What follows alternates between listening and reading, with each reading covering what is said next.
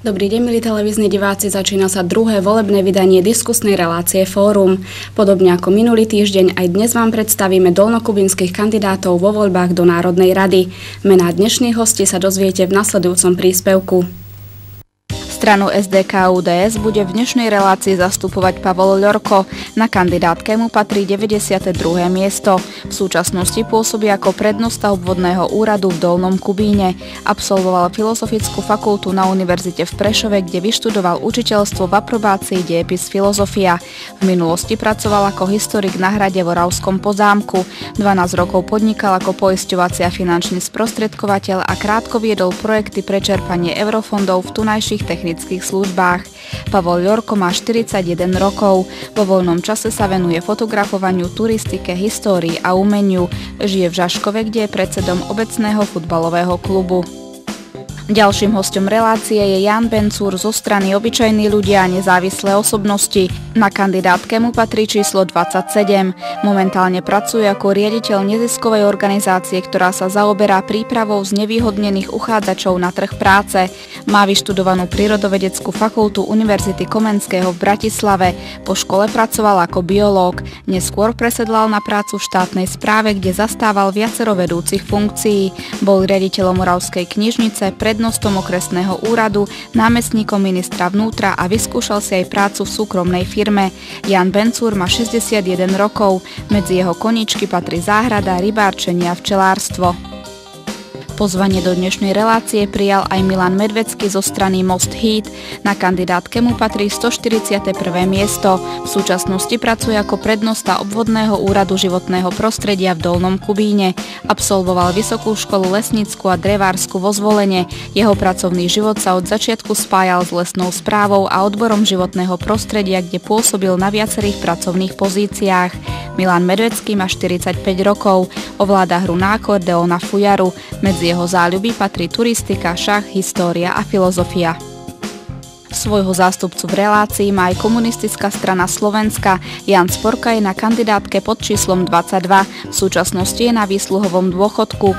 Má vyštudovanú vojenskú akadémiu v Bratislave. Zo začiatku vykonával funkcie vo vojenskom aparáte. Pracoval ako učiteľ na vojenskej strednej škole a neskôr pôsobil na veliteľských funkciách na okresnej vojenskej správe v Dolnom Kubíne. Do dnešnej doby je aktívny vo viacerých spolkoch súvisiacich s pôvodným zamestnaním a koníčkami. Jan Sporka má 66 rokov, rád športuje, hráva futbal a stolný tenis, venuje sa záhradke a chalupárčeniu. V našom štúdiu dnes vítam netradične 4 hostí, teraz už naživo, pán Pavol Ľorko z SDK-UDS, dobrý deň. Príjemný dobrý deň. Pán Ján Bencúr zo strany Obyčajní ľudia a nezávislé osobnosti, vitajte. Dobrý deň, prajem. Svoje zastúpenie v relácii má aj strana Most Heat v osobe Milana Medveckého, dobrý deň. Dobrý deň, prajem. A záujmy Komunistickej strany Slovenska bude dnes hájiť pán Ján Sporka. Dobrý deň, vitajte. Dobrý deň, prajem. Páni, prvnež začneme politickú debatu, by ma zaujímalo, prečo ste sa vôbec rozhodli kandidovať do Národnej rady Slovenskej republiky, prečo ste sa rozhodli skúsiť šťastie politike, vo veľkej politike. Môžeme začať z kraja, pán Ľorko, nech sa páči. V podstate mňa viedli také dva hlavné dôvody. Jeden úzko súvisí s prácou, ktorú momentálne vykonávam, a to ako prednosta obvodného úradu som sa na vlastnej koži presvedčil, že keď sa chce, tak ľuďom sa dá pomôcť, a z mojej pozície som dokázal jednak samospráve, jednak konkrétnym ľuďom priniesť nejaké hmatateľné výsledky. A myslím si, že sa mi podarilo zbúrať ten mýtus, že je obrovský priepastný rozdiel medzi štátnou správou a samosprávou. Dlhé roky sa držím hesla s vami a pre vás, a vlastne toto by som rád prezentoval aj do budúcnosti. Druhý dôvod, možno ešte závažnejší ako ten prvý, je to, že cítim obrovskú krízu dôvery v politike a k politikom. A preto si myslím, že je potrebné, aby nastala taká určitá generačná výmena a aby sa dostali aj nové tváre, a hlavne tváre, ktoré sú späté s regiónmi. Takže toto sú také dva dôvody, prečo som sa rozhodol. Pán Bencúr, vy už máte skúsenosti vo veľkej politike. V 92. roku ste pôsobili ako námestník na ministerstve vnútra. Môžeme toto považovať ako takú snahu o politický návrat z vašej strany? Celé obdobie sledujem vývoj v našej spoločnosti a badám, že sa spoločnosť vzdialuje princípom slušnosti v spoločnosti, aká by sa mala uplatňovať. Lož sa stáva pracovnou metódou, krádež sa považuje za šikovnosť a vlastne slušnosť a morálka sa stáva niečo ako výsmech pre toho, kto je nositeľom týchto hodnôt. Mám dojem, že spoločnosť sa stáva chorou. Lož, peniaze, moc, majetok sa stávajú modlami, ktoré ovplyvňujú celú spoločnosť. Preto som sa rozhodol, že opätovne by som mohol vstúpiť do politiky a zobral som výzvu výzvu možností kandidovať za obyčajných ľudí a nezávislé osobnosti a zároveň aj uplatniť svoje skúsenosti, ktoré som získal v štátnej správe, samospráve, v súkromnom podnikaní, aj v treťom sektore, v životnom prostredí. Čiže tie skúsenosti sú dosť široké a ponúkam svoje schopnosti a vedomosti pre voličov ako kandidát. Ďakujem. Pán Vervecký, vy ste naopak nováčikom na politickej scéne. O to zaujímavejší je fakt, že kandidujete za stranu, ktorá nemá silné zázemie v tomto regióne. Prečo teda politika a prečo práve strana Most Hit? No, my Slováci máme vo svojej národnej povahe určitú oddanosť osudu. Zvykneme hovoriť, že nejako bolo a nejako bude. No ale aj podľa mojich osobných životných skúseností žiadne voľako nejako nefunguje. Napríklad, ak stojím pod jabloňou a mám chuť na jablko, tak si to jablko musím otrhnúť a nebudem čakať, že sa mi to jablko nejako voľakedy prikotúľa. No, čiže to chce určitú takú osobnú iniciatívu a ak chcem dosiahnuť nejakú zmenu, tak musím preto niečo urobiť. No, tak samozrejme, že takýto princíp platí aj v politike a preto som sa rozhodol vyskúšať, čo to spraví, keď vyviniem určitú osobnú iniciatívu. No a prečo práve strana Most Hit? Určite sa všetci diváci pýtajú. Prečo Kubinčan? No, strana Most Hit. To vyplynulo z takého môjho určitého osobného pozorovania vývoja spoločnosti a ako fungujú určité veci vo svete. No, a tak ako pred chvíľočkou spomínal pán doktor, takisto pozorujem, že čoraz viac vecí v našom svete, v našej spoločnosti, ako keby sa obracalo naopak, tak na ruby. No, tak som si povedal, že skúsim aspoň jednu vec spraviť nejak naopak, ako sa to slúši, ako sa to patrí. No. A jedna z tých vecí je, že my Slováci pokladáme za také, čo sa slúši a patrí, že sa dištancujeme od Maďarov a pokladáme ich za takých nepriateľov slovenského národa. No a ja som si povedal, že to skúsim naopak a že sa nebudem od nich dištancovať a budem ich pokladať za priateľov. Takže to je ten dôvod, prečo Most Hit. Ďakujem pekne. Rovnaká otázka aj pre vás, pán Sporka, čo vás ťahá do politiky? V prvom rade by som chcel pozdraviť Kubinčanov, Oravcov. Nestáva sa, aby člen komunistickej strany mal takúto možnosť vystúpiť. Stretávame sa na 1. mája, stretávame sa pri príležitosti oslobodenia našej vlasti, Slovenského národného povstania, pri obnove pamätníkov a podobne. Mňa do politiky viedli niektoré veci, s ktorými ja osobne, ale aj naša strana nesúhlasí. Ten vývoj za 22 rokov po prevrate v roku 1980 ukazuje, že to speje nie k dobrému, ale k tomu, že ľudia strácajú istoty, strácajú hodnoty a najviac strácajú dôstojnosť. Mňa to veľmi mrzí, stretávam sa s ľuďmi aj pri predvolebnej kampani, s ľuďmi, ktorí sú bezdomovci, žobráci, bez práce, nemajú istoty v zdravotníctve, školstve a týchto veciach. Toto chce ja, ale aj naša strana zmeniť. a zmeniť tak, aby sa zmenil systém, ktorý tu je. Aj moji predročníci hovorili o tom, že teda nastal fetiš peňazí. Lož sa stáva pravidlom.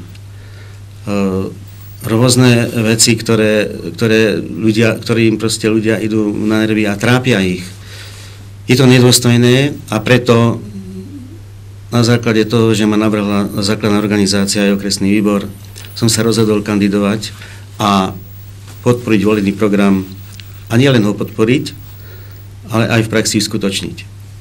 Dobre, takže poďme konkrétne. Vám na kandidátke patrí 22. miesto, je to sľubné miesto. Ak by sa komunistom podaril taký úspech ako nedávno v Čechách, tak máte veľké šance dostať sa do parlamentu. Aké zmeny by ste chceli presadiť v našom regióne? V našom regióne, áno, je to determinované nielen teda v regióne, ale v Slovenskej republike a vôbec skúsme najprv ten región. Tak v prvej rade zabezpečiť ľuďom prácu.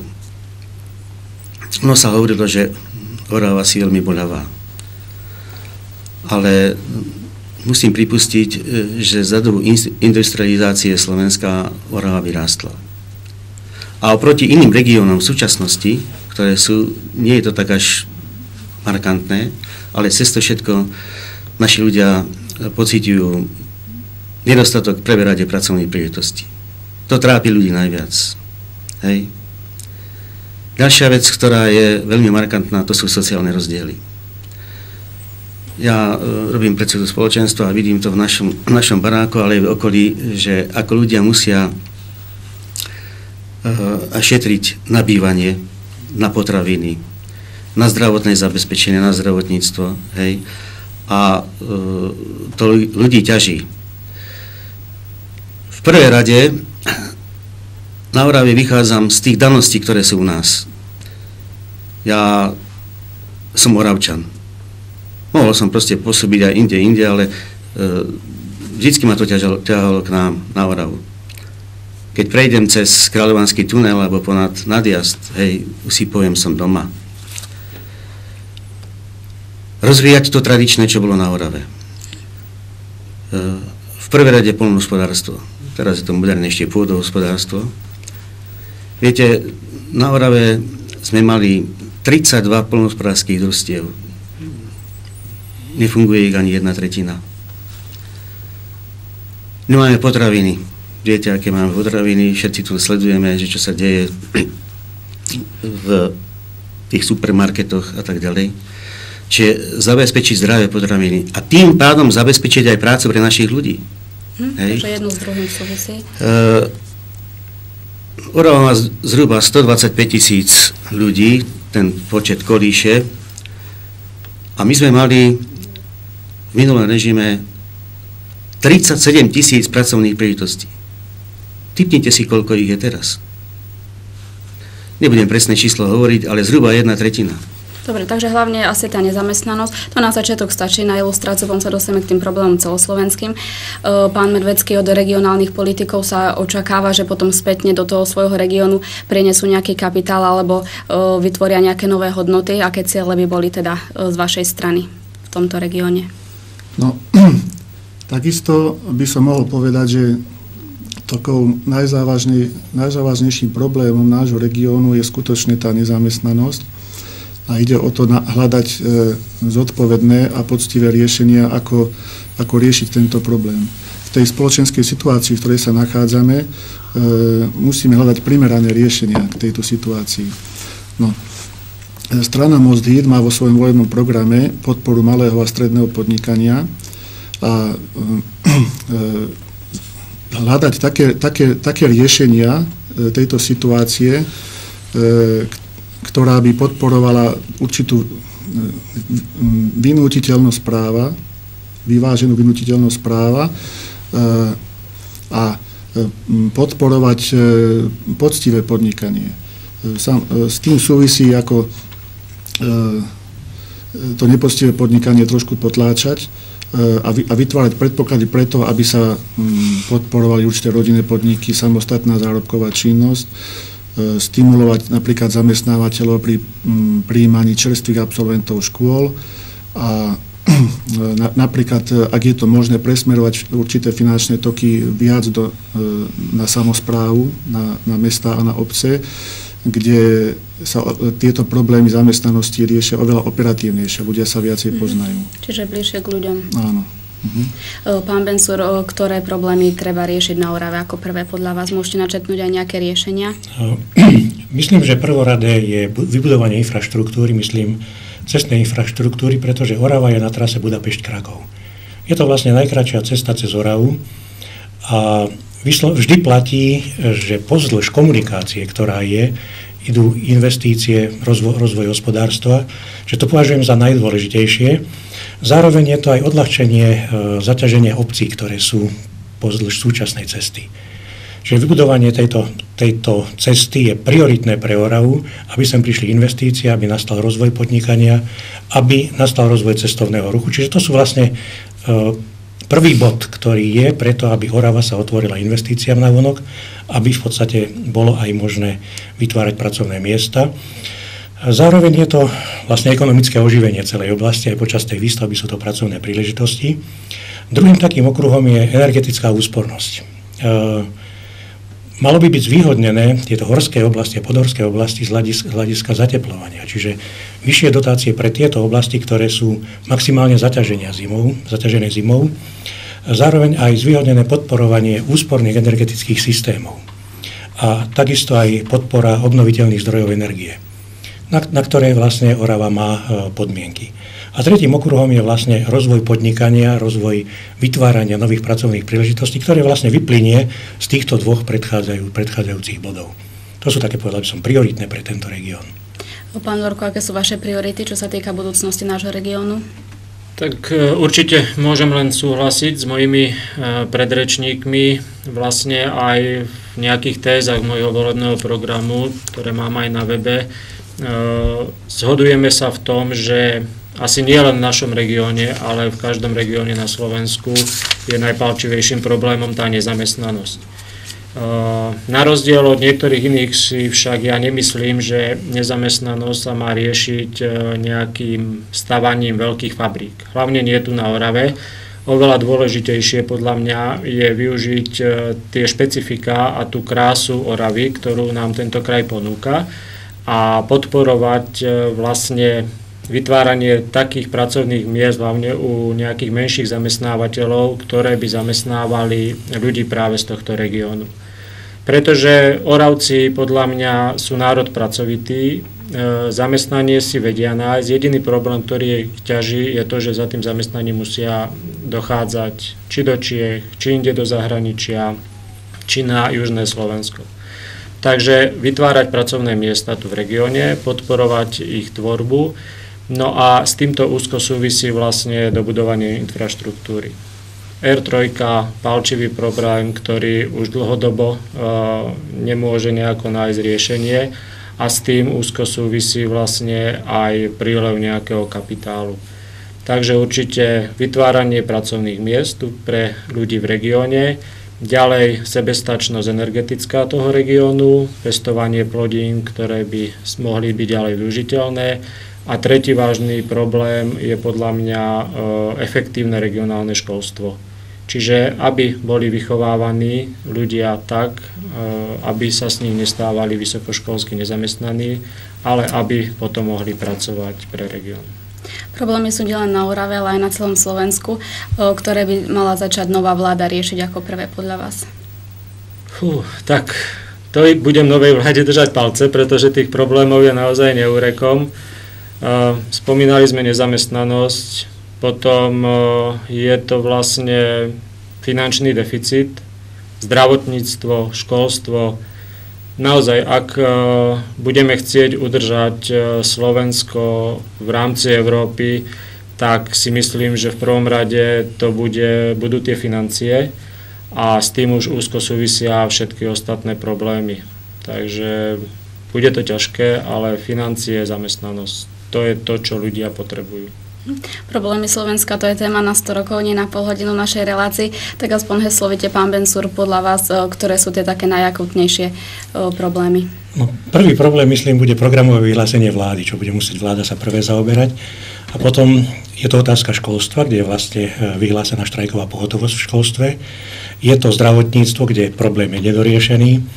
Je to korupcia a klientelizmus, ktorá je závažným problémom Slovenska dlhodobým. Potom je možné, že v prípade veľkého oteplenia to bude otázka povodní, s ktorou sa bude musieť vláda zaoberať. Ďalej je to vymožiteľnosť práva, obsadenie postu generálneho prokurátora, obsadenie kľúčových postov v Fonde národného majetku, v úrade pre verejné obstarávanie, v Národnom bezpečnostnom úrade, čiže to sú personálne záležitosti. Bude sa musieť permanentne zaoberať a vlastne vážne sa zaoberať problémom hospodárskej krízy v eurozóne, a teda dopadom pre Slovensko, aké možnosti máme, ako situáciu riešiť, čiže prijímať okamžité rozhodnutia. Rast hospodárstva, rast hrubého domáceho produktu, s tým súvisí zamestnanosť, opatrenia, ktoré budú na zvýšenie hospodárskeho rastu. V sociálnej problematike možno zvažovať princíp zásluhovosti pri sociálnych dávkach a pri riešení, špecifické riešenia problémov. No a potom trvalé využívanie krajiny, to je poľnohospodárstvo, znovu sa vrátiť k tomu, aby Slovensko sa stalo trošku viac sebestačné. Zároveň aj vytvoriť mechanizmy, ako poľnohospodári, ktorí vedia vyprodukovať, aby mohli na Slovensku vlastne aj účelovo predávať. To znamená vyrovnať sa v dotačnej politike západným krajinám, ktoré vlastne sem nám posielajú potraviny a naši poľnohospodári nedokážu tomuto ako si zdorovať, čiže vyrovnať to. A samozrejme uplatniť environmentálne hľadisko pri všetkých hospodárskych aktivitách. Ďakujem. Skôr som sa asi mala spýtať, že čo na Slovensku funguje, ak takto, s čím si napríklad vy spokojní na Slovensku, alebo čo si myslíte, že je na takej dostačujúcej úrovni pre túto dobu na Slovensku? Na Slovensku pre túto dobu myslím, že snaha ľudí riešiť problémy, aspoň niektorých. Aspoň dobre na začiatok niečo. Pán Vedvecký, vy si čo myslíte, ktoré sú také najaktuálnejšie problémy Slovenska, ktoré by sa hneď mali riešiť? No, o problémoch Slovenska by sme mohli diskutovať veľmi dlho, máme ich veľmi veľa. Tak možno tým, ako sme začali túto diskusiu, by som vyzdvihol najmä ten problém, ktorý sa týka tej zamestnanosti. Čiže veľmi dôležité je hľadať čo najrýchlejšie také riešenia, ktoré prispiejú k tvorbe nových pracovných príležitostí.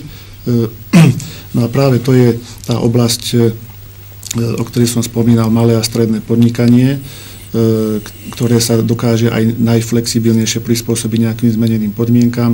To sú rodinné podniky a vytvárať pre fungovanie takejto drobnej a strednej ekonomiky vhodné podmienky aj legislatívne, tá vymožiteľnosť práva, no a potom s tým súvisia určitá vzdelávacia aktivita, stimulu nielen ekonomické, ale aj iného charakteru. Myslíte si, že tieto problémy alebo aspoň tá nezamestnanosť by sa dala poriešiť v tom horizonte 4 rokov, alebo je to beh na dlhšiu trať? No, podľa všetkého je to beh na dlhšiu trať. Pretože ak vychádzame z toho, ako sa vyvíja svet v súčasnosti, tak je to celosvetový problém nakoniec a súvisí s tým, že už nie sme v pozícii nejakej samostatne fungujúcej ekonomiky, ale sme súčasťou globálneho sveta. Pán Sporka, do čoho by sa ako do prvého pustila komunistická strana Slovenska? Tak my v prvom rade vo volebnom programe máme zakotvené, že popri, jak moji predročníci hovorili všetci, súkromné vlastníctvo, malé podnikanie, hej. Dokonca pán Veľko hovoril o tom, že treba proste rozvíjať to súkromné vlastníctvo a tak ďalej. My navrhujeme to, popri tomto, zaviesť štátne podniky, zaviesť štátnu banku, ktorá by tento rozvoj proste podporila. Všetci hovoria o tom, že štátne vlastníctvo nie je proste dobré, že nie je spravodlivé a tak ďalej, ale my tvrdíme, že práve naopak. História to ukazuje a práve na Orave tie veľké podniky, ktoré zamestnávali ľudí. To je mystebné. Áno, akom stave je teraz, každý to vidí. Hej. Ďalej, OFZ Široká. Stavebný podnik v Dolnom Kubíne zamestnával okolo 900 ľudí. Hej. Tam je nič, tam není. Hej. Rada ďalších vecí. Tesla Nižná. 7500 ľudí, ktorí zamestnávali týchto proste zabudlo sa na vývoj, výskum, ktorý bol u nás na Orave. Áno. Všetko sa proste nejakým šmahom ruky, tou privatizáciou, ktorá bola, tak došlo k tomu, že ľudia proste, jak sme už tu všetci hovorili o tom, že stratili prácu. Chceli by sme práve takýmto rozvojom. Pochopiteľne, nezabúdame aj na tie malé podniky a hlavne turizmus. Jak som už v úvode hovoril, že Orava je prekrásny kraj, ale zabúdame na to, že len v rámci tej podpory, hlavne teraz z eurofondov a rôznych iných príspevkov aj zo štátneho rozpočtu, nie je investované toľko a sú robené ešte prekážky preto, aby títo ľudia mohli v tejto oblasti podnikať. Ďalšia vec, na ktorú poukazujeme a poukázali moji predrečníci, je to, aby tá vymožiteľnosť práva pre tých ľudí bola taká, aby tí ľudia mohli slobodne a by som povedal rozhodovať o tom, čo budú v tom regióne proste robiť. Ďalšiu vec, na ktorú by som chcel poukázať, je rozvoj lesníctva. Viete, my u nás máme krásne lesy, ale zoberte si, kto má z toho užitok. Boli štátne lesy, teraz sú urbariáty, hej, tie zápasia s financiami, zápasia s novými sadenicami, s chémiou a tak ďalej, ale užitok z toho je veľmi malý, pretože drevná hmota sa vyváža za hranice. My by sme mohli u nás na Orave, však u nás na Orave boli drevospracujúce podniky, no ale tie sa vytrácajú. Hej? A táto drevná hmota ide mimo našej vlasti. Čiže mimo nášho regiónu v Orave.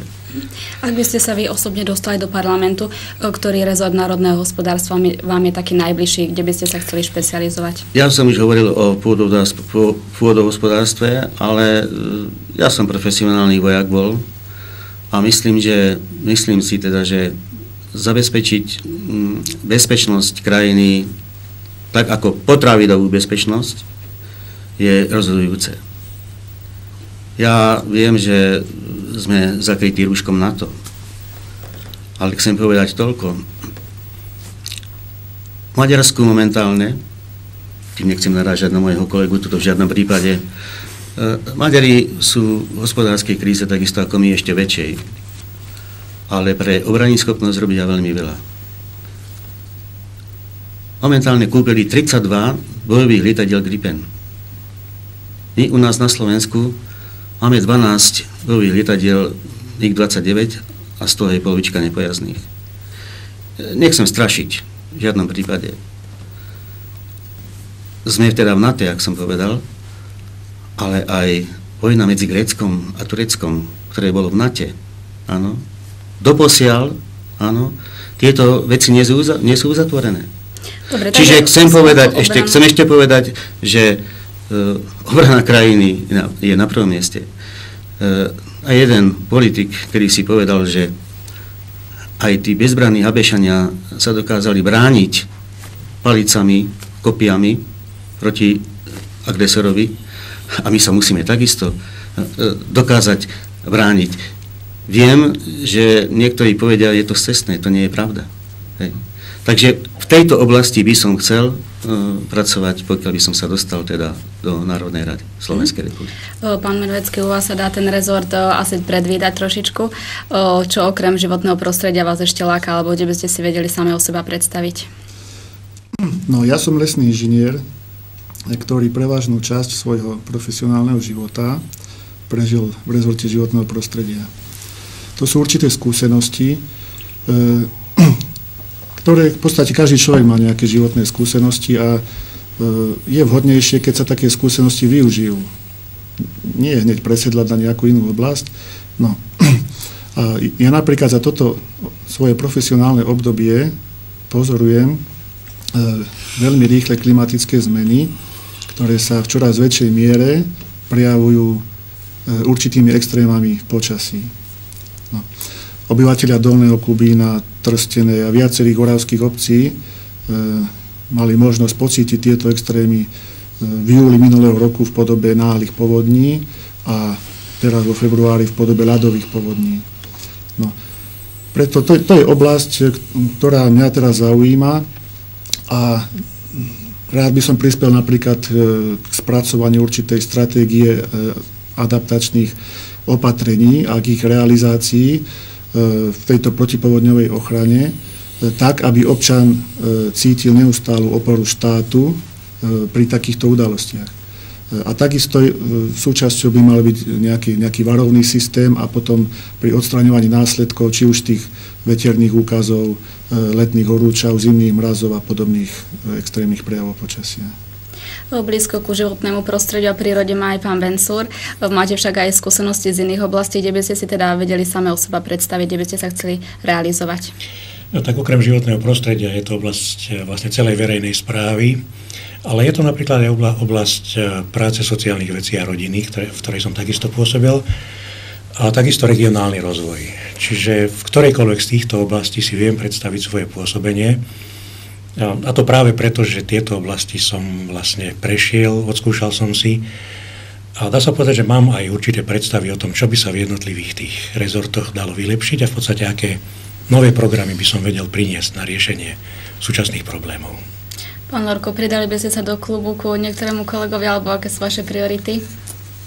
Asi áno, pretože možno to už vyplýva aj z tej pozície, ktorú zastávam, že ja si myslím, že naozaj tá predstava na Slovensku je taká, že vlastne do funkcií sa ľudia dostávajú na základe nejakých politických nominácií.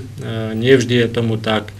Ja ako prednosta obvodného úradu som sa dlhodobo venoval vlastne štátnej správe, samospráve a vlastne aj keby som sa dostal do parlamentu, asi najbližší by mi bol výbor vlastne pre regionálny rozvoj a štátnu správu. Na druhej strane som vyštudovaný učiteľ, pohybujem sa v učiteľskom prostredí. Dlhé roky spolupracoval som so základnou školou, či už ako predseda rady školy alebo v iných funkciách, takže aj tu viem, kde vlastne tlačí päta učiteľov. Takisto pracujem v oblasti športu, či už na Oravskom futbalovom zväze alebo ako predseda futbalového klubu. Takže výbor pre školstvo, šport, vedu a kultúru, asi aj tam by som sa vedel uplatniť. Široký záver. Vráťme sa naspäť do prítomnosti. Volebná kampaň vlastne vrcholí v týchto dňoch. Ak sa s nami môžete podeliť aspoň v krátkosti, lebo už relácia sa blíži ku koncu. Ako vy bojujete o hlas voliča? Ako by ste chceli najviac osloviť? Jasné. Tak ako som už vlastne spomínal, pociťujem čoraz väčšiu nejakú takú krízu v politike a krízu dôvery, hlavne v politikom. A ja sa držím dlhodobo hesla, ktoré som už spomínal s vami a pre vás. Už v roku 2010 som kandidoval na poslanca do Národnej rady. V tom období, keďže bolo teplejšie, voľby boli v júni, tak osobne som si prešiel každú obec na Orave, stretával som sa s ľuďmi, diskutoval som s nimi, hovoril. Potom ako prednosta obvodného úradu som vlastne bol na každom obecnom zastupiteľstve v každej obci, kde som sa stretával zase s poslancami, so starostami. No a práve na týchto základoch ja staviam. Rozprávam sa s ľuďmi, vysvetľujem, naozaj sa snažím ich presvedčiť o tom, že áno, je potrebná generačná výmena. Je potrebná generačná výmena, si myslím, aj v rámci SDK UDS. A práve preto ľudia by mali využiť tie svoje preferenčné hlasy, tie svoje krúžky, ktoré majú, ak veria hodnotám tej strane, ktorú preferujú, ale potrebujú tam niekoho iného, tak aby ho do toho parlamentu dostali. Vaša strana mala aj riadny meeting v Dolnom Kubíne. Ako ste boli spokojní s účasťou? Aké boli reakcie ľudí, aspoň v krátkosti? Ten meeting bol v utorok, myslím, 28. februára. Bolo to v kine Choč. Myslím si, že tie reakcie ľudí boli dobré, boli aj pochválne a boli aj kritické. Z toho vidno, že naozaj ľudia sa neboja už vysloviť ten svoj názor a to ma teší najviac. Takže vidím to perspektívne. Pán Vencúr, ako si vy režírujete vašu volebnú kampaň?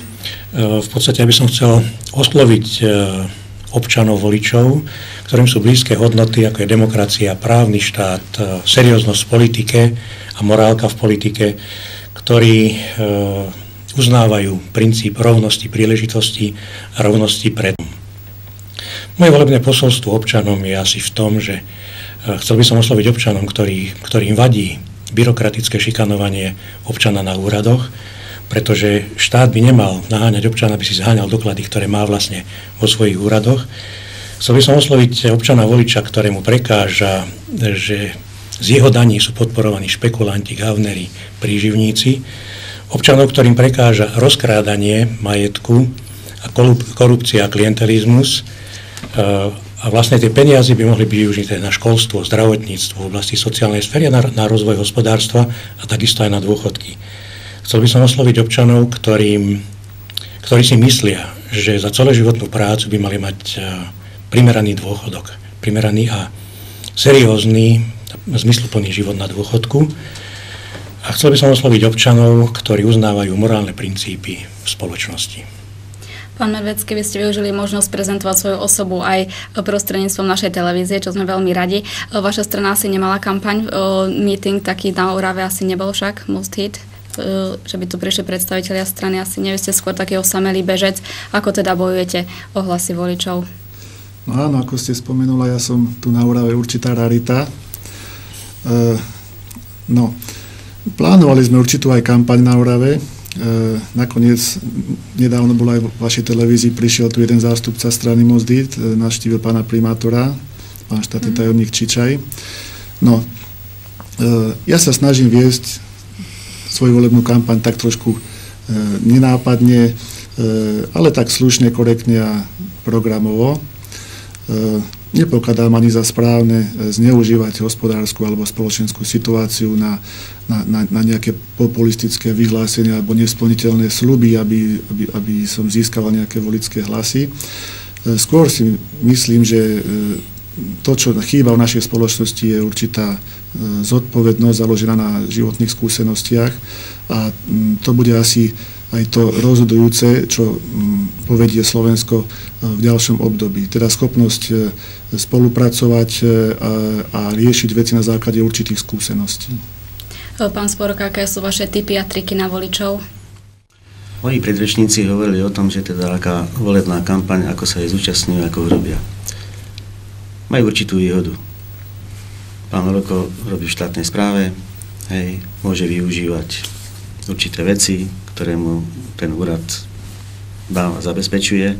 Bože chráni, ja netvrdím, že to zneužívate, v žiadnom prípade nie. Isté, že ďalší predrečník, ktorý tu bol, má zabezpečenie z ústredia, finančné prostriedky na zabezpečenie volebnej kampane a taktiež z Mostu Hit. My máme veľmi skromnú volebnú kampaň. Na volebnú kampaň vynaloží naša strana 30 000 eur. Dobre, počúvajte vy, predrečníci. 30 000 eur. Skladali sme sa na volebnú kampaň zo svojich vlastných príspevkov a niektorí, ktorí vyťahovali z peňaženky, tak nám dali. Tým by som chcel poďakovať za to, že nám pomohli a prispeli k tomu, aby sme mohli vôbec vyrobiť niektoré letáky. Je pravda, že nám neprialo ani počasie, to musím povedať. My máme síce... To asi nikomu potom. Isté, že, ale proste je to tak. Väčšie strany, povedzme strana SDK, Smer, aj robili volebnú kampaň pompeznú v kultúrnom stredisku. Bol som sa pozrieť. Áno. Dobre, skúste, ako vy bojujete o hlasy, nejako ostatné strany bojujú? O hlasy? No tak chodíme medzi ľudí. Osobne. Aj moji spolustraníci. Chodili sme po Hornej Orave, chodili sme tu, dole a stretávame sa s takým priaznivým ohlasom a hovoria nám, áno, treba to zmeniť. Treba to zmeniť. My hovoríme aj ako. Tak ako treba zabezpečiť pracovné miesta. Každý hovorí treba, ale návod ako taký nehovorí nikto. Aj v minulej debate, keď tu boli naši predrečníci alebo straníci, ktorí kandidovali. ale konkrétne veci, tak ako naša strana hovorí o tom, že čo treba urobiť. Ja vám poviem jeden príklad. Už blíži sa koniec našej relácie. Ale nechajte ma toto dohovoriť. Viete, neviem, či naši občania na Orave vedia o tom, čo sa udialo na Islande. Tak určite nebudeme teraz tu nariešiť. Ja ho nechcem riešiť. Naša relácia sa blíži ku koncu. Ja vás chcem poprosiť, máte možnosť na kameru priamo osloviť svojich voličov, obyvateľov Oravy. Nech sa páči, aspoň krátkosti. Tu nám môžete rovno na kameru. Tak chcem ich požiadať, aby pri odozdávaní hlasovacích lístkov zvažovali, koho budú voliť. Keď mám takúto možnosť, chcem ich požiadať, aby nám dali svoj hlas, nakoľko sme ako jediná ľavicová strana, ktorá obhajuje práva tých, ktorí nemajú prácu, bezdomovcov, ale aj tí, ktorí pracujú v závodoch. Choďte sa pozrieť po Orave, ako tí ľudia pracujú, v akých podmienkach, za v podstate minimálnu mzdu 300-400 eur. Občania, skúste nám dať hlas a zmente túto situáciu. Ďakujem. Pán Mevecký, nech sa páči. No, ja som Kubínčan a moje priezvisko nosí na Orave veľa ľudí. Mávame aj svetové stretnutia rodu Medveckých.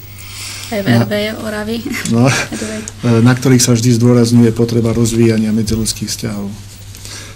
Ja by som si veľmi želal, aby sme mali na Orave čo najmenej žabomyších sporov a preto za srdca želám mojim spolubesedníkom, aby sa im darilo nielen v osobnom živote, ale aj z tejto predvolebnej kampani, pretože čím viac osobností z Oravy zasadne v parlamente, tým viacej užitku nám to môže priniesť. Ďakujem pekne. Pán Vencúr, nech sa páči, kamera je vaša. Ďakujem. Ja by som chcel voličom povedať, tým, ktorí sú oprávnení voliť, aby voliť šli, aby nenechali za seba rozhodnúť príslušníkov strán a v podstate sympatizantov strán, majú dostatočne široké spektrum osobností, dostatočne široké spektrum strán, aby si vybrali a jednoznačne vyjadrili svoj názor, aby nenechali za seba rozhodnúť nejakých 40% voličov a potom, aby si 4 roky vyčítali, aké majú zloženie parlamentu. Ďakujem pekne. Posledné slovo bude mať pán Ľorko v dnešnej relácii. Ďakujem. Takže ja v prvom rade vás chcem, vážení voliči, požiadať o to, aby ste voliť išli 10. marca, pretože voliť je naše právo, je naša povinnosť a ak sa budeme pomaly vzdávať svojich práv, tak môže sa nám veľmi ľahko stať, že si demokraticky zvolíme novú totalitu. Ja nie som naivný a viem, že nebudú všetci voliť SDK, UDS, ale ktorúkoľvek politickú stranu pôjdete voliť, využite svoje preferenčné krúžky a dajte svoj hlas zástupcom z Oravy.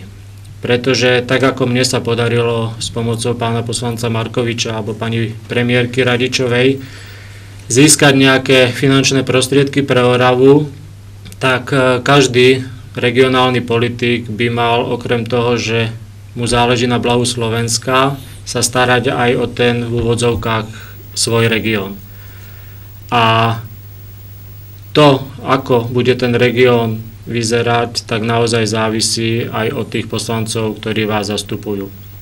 Ja som za zmenu, za politickú výmenu a nebudem vám teraz tu sľubovať nejaké nereálne veci. Viem vám len slúbiť, že aj ďalej sa budem držať toho svojho kréda s vami a pre vás a naozaj sa chcem poďakovať všetkým, ktorí voliť pôjdu. Ďakujem. Ďakujem pekne, to ostatné už necháme na voličov v sobotu. Páni, vám tejto chvíli veľmi pekne ďakujem za to, že ste prijali pozvanie do nášho štúdia. Ďakujem pekne, dovidenia. Ďakujem, dovidenia. S vami, milí televízni diváci, sa lúčim. Želám veľa šťastia pri krúžkovaní v sobotu. Uvidíme sa opäť o 2 týždne. Dovidenia.